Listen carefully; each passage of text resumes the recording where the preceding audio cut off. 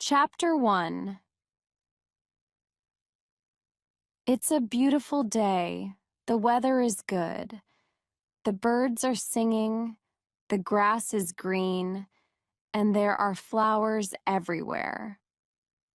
Now my story can begin. My name's Jeffrey, and today I'm going on a pilgrimage to Canterbury. I'm going to Canterbury with a group of people. We're going there together. I met these people yesterday at an inn in London. I arrived at the inn in the afternoon. I was very tired and hungry. "Good afternoon," I said to the man who worked at the inn. He was the innkeeper. "I'd like a room for the night. I'm going to Canterbury tomorrow. The road to Canterbury is long. I need to sleep well before I start." "Good afternoon," said the innkeeper. "Do you know that some other people are going to Canterbury tomorrow? They're staying here tonight." "I'd like to meet them," I said to the innkeeper. In the evening, I met the other people. The inn was big and there was a lot of good food and drink. Everybody had dinner together. And the innkeeper gave good food to everybody. The innkeeper was a nice person. He was a very big man, and he enjoyed speaking to people. He was very good at his job. Everybody enjoyed their dinner. After dinner, the innkeeper spoke to the group. "You're a very nice group of people," he said. "I know that God will listen to your prayers. You're all going to the same place. So, you must go to Canterbury together. What do you think?" "Yes, we can go together," I said. "And I want to go to Canterbury with you," said the innkeeper. "Now, we have to travel for a long time, and I think we can do something interesting. We can play a game. What do you think?" "Yes," said everybody in the group. "Tell us about this game." "Now listen to what I have to say," said the innkeeper. "We'll go to Canterbury together, and every person will tell a story. I'll listen to every story, then I'll tell you which story is the best." Everybody in the group wanted to play this game. "Very well," said the innkeeper, "and I will give something to the person who tells the best story. That person will have dinner at my inn, and I'll pay for the dinner." The people in the group were very happy, and they began to think of what story to tell. In the group there was a knight. Everybody liked him, and he was always happy to help people. He was an important man, but his clothes were cheap. His horse was fast, but it was small. "I'm a knight, and my life is very exciting," said the knight. "And my story is also going to be exciting. It's about two brothers who love the same woman." There was also a clerk in the group. He was a nice man, but he didn't speak very much. He liked reading and studying. That's all he wanted to do. He was very slim, and he didn't eat very much. And he liked books more than food. "I read a lot of books," said the clerk. "I don't want nice clothes or good food. I don't have much money. And I use the money I have to buy books. That's why I read a lot of stories. My story is very easy to understand. But it's not boring. I think everybody will enjoy it. It's about a king who has many secrets." Another person in the group was a merchant. He had a lot of money, but he wasn't a happy man. He always had a sad face. He was different from the knight. His clothes were very expensive. Everything he had was expensive: his clothes, his hat, and his horse.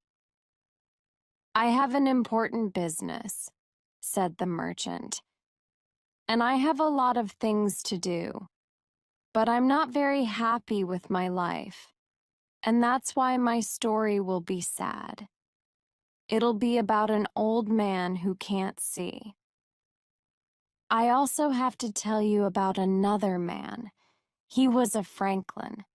He was different from the clerk.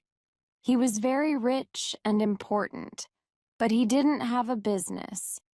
He had a big house in the country, and he often invited people there. He liked good food. I'm very old, and my house is big, and I like inviting people there," said the Franklin. "In my house, I often tell stories. I enjoy it. My story will be very interesting. It's about a woman who doesn't like the sea. Why doesn't she like the sea? Well, you'll have to listen to my story. There is another person I want to tell you about. He was a pardoner. He also liked reading, and he liked to sing songs and say prayers. He had a strange face. I travel a lot, and I always say prayers for people," said the pardoner. "There are a lot of bad people in the world. I'll say a prayer for them, but they have to give me some money. My story will be about 3 people who do something very bad." Everybody was very tired. It was late in the evening, and the knight said, "We can go to bed now. Then we can leave early in the morning." We all went to bed. We were tired, but happy. Early next morning, we got up, and then we left for Canterbury on our horses. We were slow, and after many hours, we came to a place called St. Thomas, and we stopped there. We sat down, and then we had something to eat. After eating, the innkeeper said, "Listen, do you remember what we said last night?" "Of course," said the knight. "Well," said the innkeeper, "who wants to begin? Who wants to tell the first story?" "I'm happy to tell you my story," said the knight. "I think you'll enjoy it. It's very exciting." And then the knight began to tell his story. Chapter 2: The Knight's Tale. "My story is about 2 brothers," said the knight. "Their names were Palamon and Archite, and they were knights. The brothers were from a city called Thebes. They did everything together. They weren't only brothers, they were also friends. But they were very sad. They were sad because they didn't live in Thebes anymore. They lived in Athens. And they didn't live in a house. They lived in a prison. They couldn't leave the prison, and they couldn't speak to anybody. Every morning, they looked out of the prison window. From their window, they could see a beautiful garden. One morning, Palamon woke up, and then he looked out of the window. But something was different. There was a woman in the garden. Her name was Emily. She was the daughter of the king of Athens. "Look," said Palamon. "That woman is beautiful. Oh, I'm in love. Arcite, come here. Look." Arcite went to the window and he saw the woman. "Yes, you're right. She is beautiful," he said. "One day I'll marry her." "I saw her first," said Palamon. "You can't love her. You must help me." "No," said Arcite. "My love is perfect. You must help me." Arcite and Palamon both loved Emily, and they had the same conversation every day. I love her. No, you can't love her, was all you could hear from the small room, their prison. And then, one day, a friend of Arcite's visited the king of Athens. He wanted to speak to the king about Arcite. Can he go home? Asked Arcite's friend. He's a good man, and I want to see him again. I'll do what you ask, said the king. Arcite can go home, but he must never come to Athens again, and Palamon must stay in prison. Arcite went back to Thebes, but he wasn't happy. I'm going home, thought Arcite, but I can't see Emily. Palamon can see her in the garden. It's better in prison. But Palamon was sad as well. Arcite, you can come back to Athens, he thought. You can fight the king of Athens, and you can marry Emily. I have to stay in this prison. In Thebes, Arcite was very sad. He didn't sleep or eat very much. I'll wait for 2 years, thought Arcite, and then I'll go to Athens again. Nobody will know me then. I'll wear different clothes. I'll change my name. And I'll find a job. I'll be a servant in the king's house. And then I'll see Emily. And that's why after 2 years, Arcite went back to Athens. And soon he was the king's servant. The king liked Arcite because he was good at his job. One day, Arcite went to the forest near Athens, and he sat near a tree. What can I do? Said Arcite. I'm the king's servant. I'm near Emily, but she doesn't know who I am. I want to die. Then a man spoke to Arcite. It was Palamon. Hello, brother, it's me, said Palamon. Stop thinking about Emily. Only I can love her. Palamon, it's you, said Arcite. Why aren't you in prison? The king sent me home yesterday, but I'm not going home. I want to find Emily. Well, I'll fight you for Emily, said Arcite. But not today. We're knights, remember. We must do things in the right way. Tonight I'll bring some food, and then tomorrow we'll fight. All right, said Palamon. And so the brothers said goodbye. On the next day, they met in the forest, and then they started fighting. On the same day, the king was also in the forest. He was with Emily, and he saw Palamon and Arcite. Stop, said the king. What are you doing? Stop now. Kill us, said Arcite. Now, I'm your servant. But before that, I was in your prison. My name is Arcite, and this is my brother Palamon. We're fighting because we both love Emily. Then you must die, said the king. But Emily stopped the king. Please don't kill them, she said. They're fighting for love. Well, said the king, you're right, Emily, but only one of them can marry you. Palamon, Arcite, come back to the forest next summer. Bring 100 knights, and then you'll fight for Emily. Now go. Soon it was summer. Palamon and Arcite came back to Athens. They both had 100 knights, and they were ready to fight the next day. That night, Palamon had a dream. In his dream, a woman said, I can see you. You are marrying Emily. On the same night, Arcite also had a dream. In his dream, a man said, "I can hear you. You are saying, 'Hooray! Emily will be my wife.'" Which dream was right? Well, now I'll tell you. In the morning, everybody came to the forest. The knights were ready and they began to fight. After 3 hours, Emily was worried. "They're fighting for me.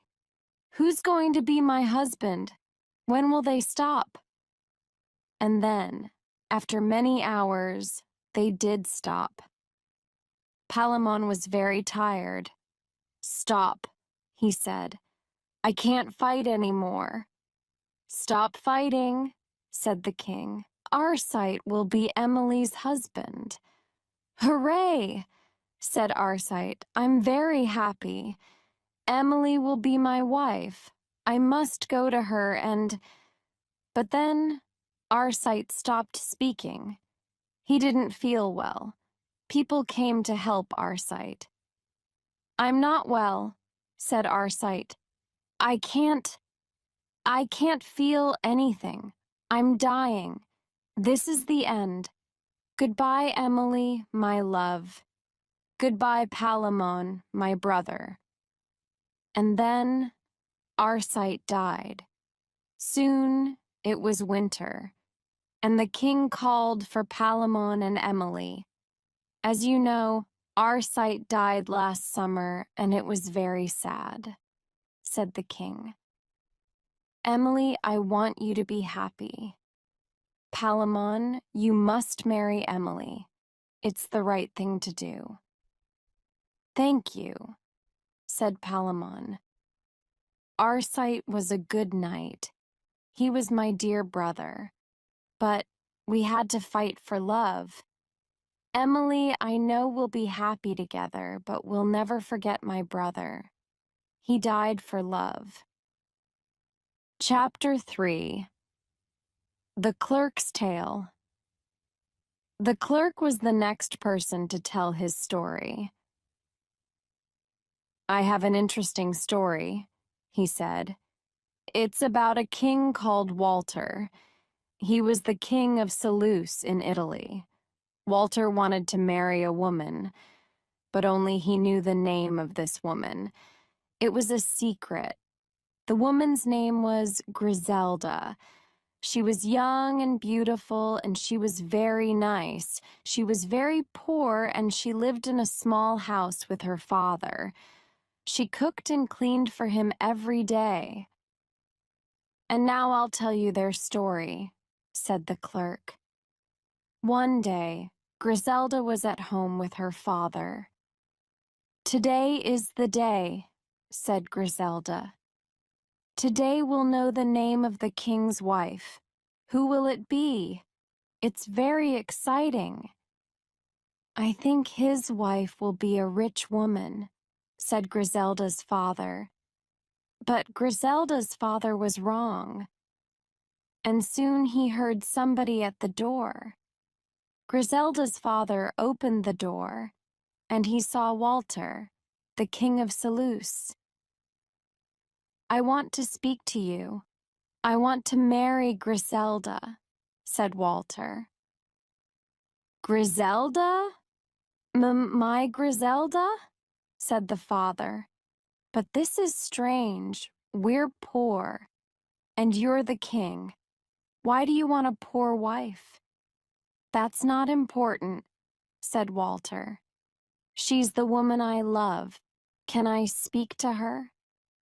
"Well, of course," said the father. And then Walter went inside the house, and he spoke to Griselda. "Griselda," said Walter, "will you be my wife? You must do everything I say." "I'm too poor for you," said Griselda. "I cook and clean. I work hard. I have a different kind of life. But I want you to be happy. I'll be your wife, and I promise to do everything you say." "That's good," said Walter. and then Griselda went home with Walter. Servants arrived. They gave Griselda a beautiful dress. And on that day, Walter married Griselda. Walter and Griselda were very happy. The people of the city liked her. Soon Griselda had a beautiful baby girl. Walter was also happy, but he was worried about something. Griselda is very nice, he thought. But does she love me? Is she only nice because I'm the king? I have to know that she loves me. Then Walter did something very bad. One night, Griselda was in her room. She was with her daughter. Walter's servant came into her room. "I'm sorry. It's late," said the servant. "But I must do what the king says. I must take your daughter." The servant took the child from Griselda. Griselda was very worried. "What's he going to do with my daughter? Is he going to kill her?" thought Griselda. But Griselda said nothing. "Now go," said Griselda to the servant, "and do what the king says." Then the servant took the child to Walter. "Don't tell anybody about this," said Walter to his servant. "Go with my daughter to Milan. She'll live with my sister. But remember, it's a secret. Nobody must know that this girl is my daughter." And then the king's servant took the child to Milan. What did Griselda do? Did she hate her husband? The answer to this question is no. Griselda didn't change. "Does Griselda love me or not?" thought the king. "Oh, I don't know." After 5 years, Griselda had another baby. It was a boy. Griselda was happy again. But Walter wasn't happy. "Griselda," said Walter, "do you promise that you'll always love me?" "Yes, I do," said Griselda. "I'm your wife, and I left my old life. I left my house and my father. I'll die for you. Is that what you want?" But Walter wasn't happy. "I have to know that she loves me," he thought. Soon Griselda's son was 2 years old. One night Griselda was in her room. She was with her son. Then the servant came into her room again. "I must take your son," he said. "It's what the king wants. First my daughter, and now my son," thought Griselda. "Oh, my children, what will Walter do to my son?" Griselda said goodbye to her son. And then the servant took the child to Walter. "Take my son to Bologna," said Walter. "And remember, this must be a secret." And then the servant left. He took the boy to a family in Bologna. "Now I'll know," thought the king. "Will Griselda love me now?" But Griselda didn't change. She didn't hate Walter. She was good to him. "I don't know what Walter is thinking," thought Griselda. "I promised to love him, and I will love him. But why does he do these bad things?" For some years, Walter was happy. His daughter was in Milan, and she was now 18 years old. And Walter began to worry again. "Does Griselda love me?" he thought again. And then he did another bad thing. The king called for Griselda, and he said to her, "I don't need you anymore. I want a new wife." Griselda said nothing, and then she left Walter's room. Walter then spoke to his servant. "Bring me my son and daughter," he said. "But it must be a secret. Don't tell anybody who these children are. I'll say to everybody that I'm going to marry the girl. Of course, I'm not going to marry her. She's my daughter, but nobody will know this." That afternoon, Walter spoke to Griselda again.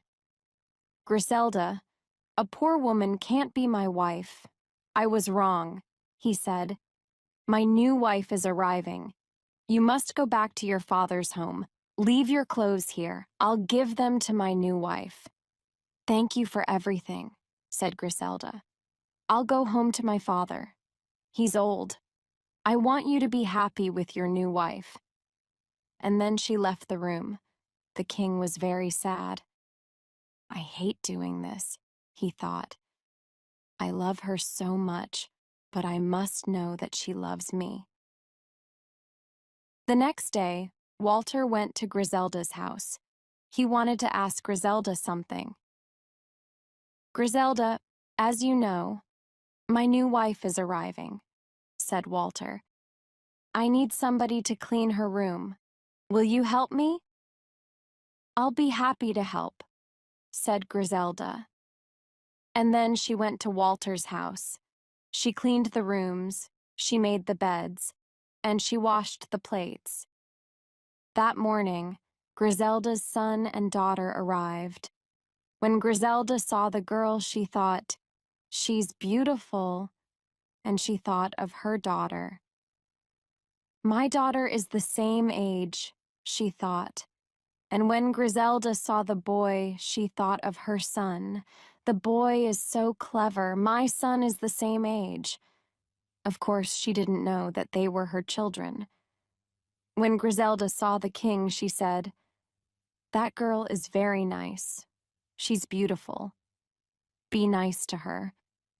I hope you'll be happy." "Stop this," said the king. "I don't want to do this anymore. My dear wife Griselda, I love you very much. Griselda, you are my wife, and you're perfect." And then Walter called for his son and daughter. "Griselda, this is our daughter and not my new wife. And this is our son. I'm very sorry. I only wanted you to love me, and now I know that you do. These are our children." Griselda was happy to see her children again. Thank you," said Griselda. "My children are safe." That night they had a big party. Griselda and Walter were both very happy. And Walter never worried about Griselda's love again. Chapter 4, The Merchant's Tale. The merchant told the next story. "I travel a lot," he said. "And everywhere I go, I see that people are sad. I have a wife, but do you think I'm happy? Well, I'm not happy. My wife isn't a nice person, and I hate my life.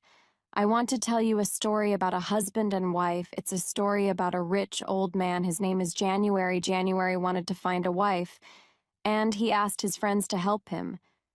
'Don't find me an old wife,' said January. 'I want a young wife.' January's friends found a wife for him. Her name was May. She was young, but she didn't have any money. January was very happy with his wife. 'I'm old,' he thought, 'but now I've got a young wife.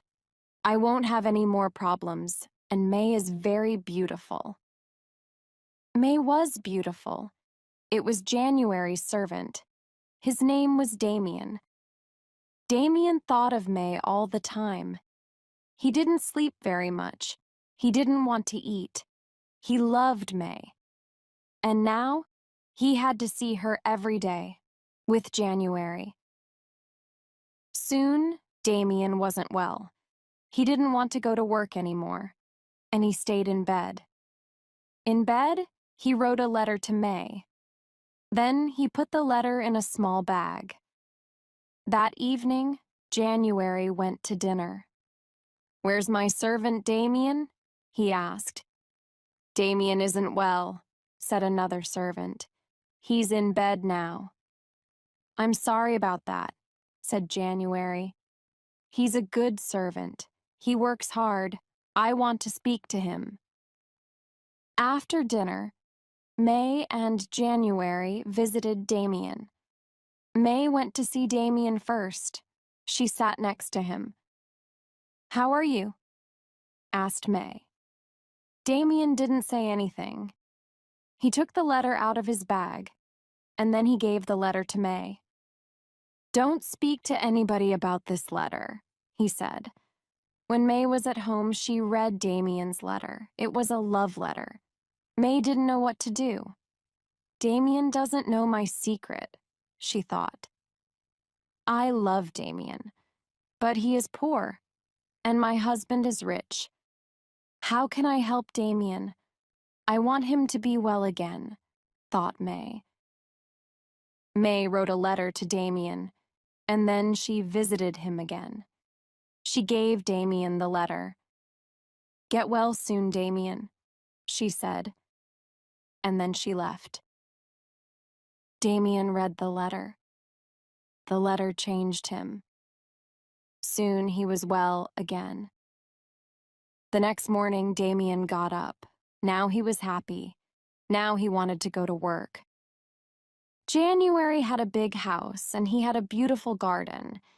He often went there. It was his favorite place. Only January and May could go to the garden. January had a key, and he used the key to go into the garden.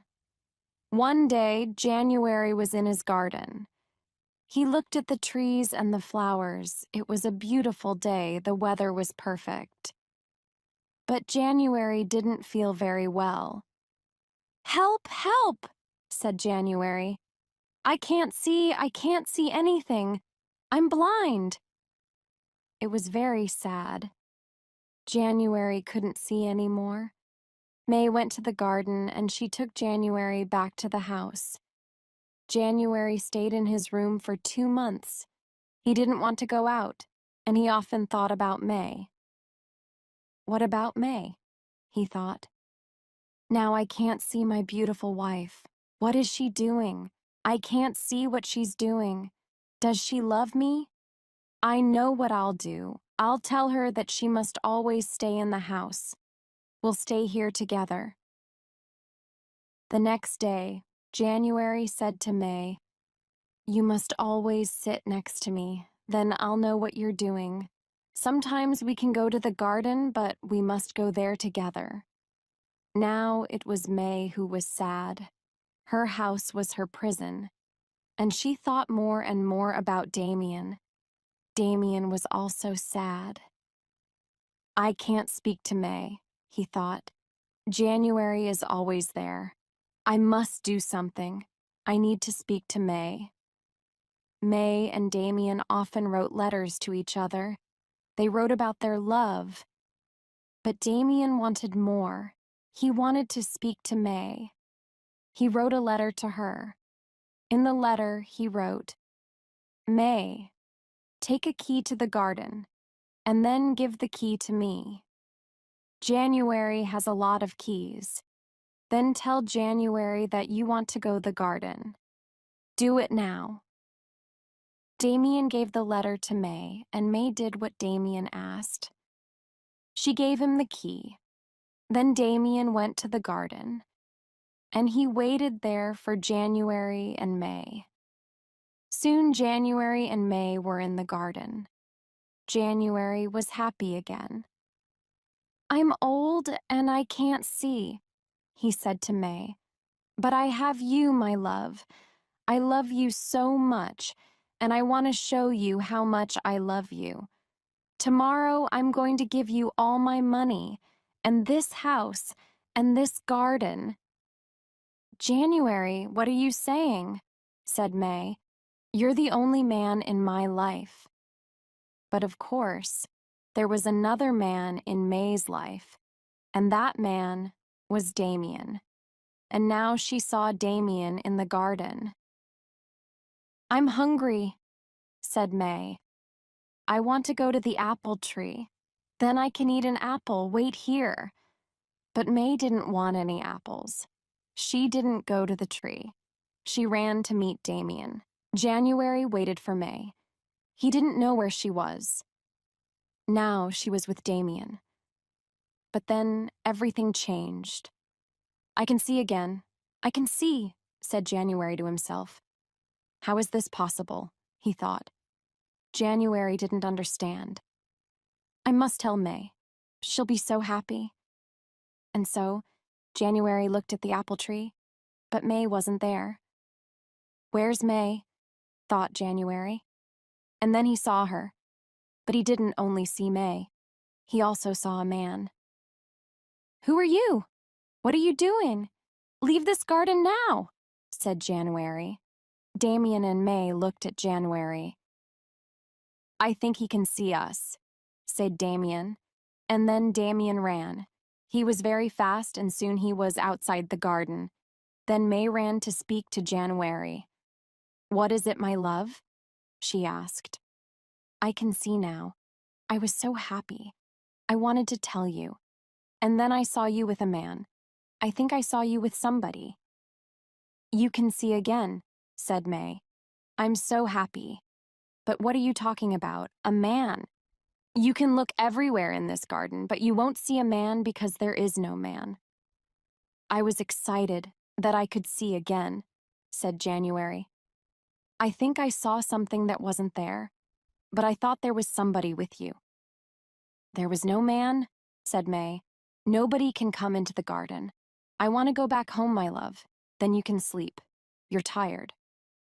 Yes, you're right, said January. Of course there wasn't a man. Nobody can come into the garden. I want to go home now. We have to tell everybody. We'll have a party. Isn't it great? I'm not blind. I can see again. And here my story ends, said the merchant. January was happy. He could see again. But there was something that January couldn't see. He couldn't see that May didn't love him and that May loved Damien. January wasn't blind anymore.